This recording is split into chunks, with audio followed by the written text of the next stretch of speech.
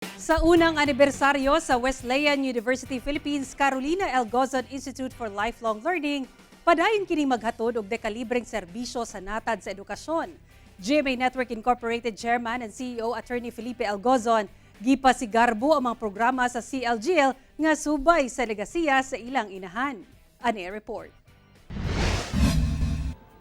Layo na ang naabot sa Carolina L. Gozon Institute for Lifelong Learning sa Wesleyan University Philippines sa Cabanatuan City, Nueva Ecija sa unang tuig sa operasyon niini. Misalmot sa unang anibersaryo niini ang mga anak ni Carolina L. Gozon nga sila si Florencia Gozon Tariela ug Carolina Gozon Jimenez kung asa gipaambit ang kalampusan sa CLGL. What they have done is really beyond our expectations. They have reach out not only locally but even outside, and they have done so much in a short period.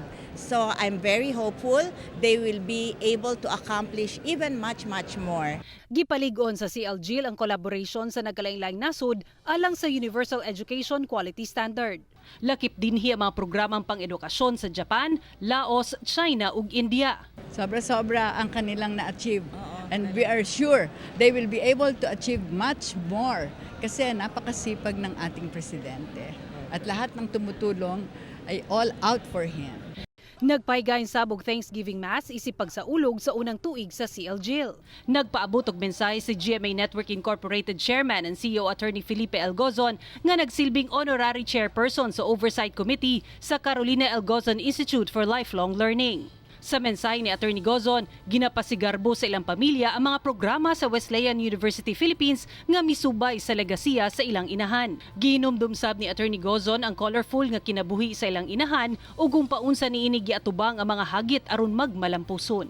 March 18, 2022, dihang gitukod ang Carolina L. Gozon Institute for Lifelong Learning. Nagsilbing inspirasyon kini sa malampusong karera sa kinabuhi, prinsipyo ug mga pagtulunan ni Carolina L. Gozon. Ang philosophy ng Institute ay hinahango namin from the life of Mrs. Gozon.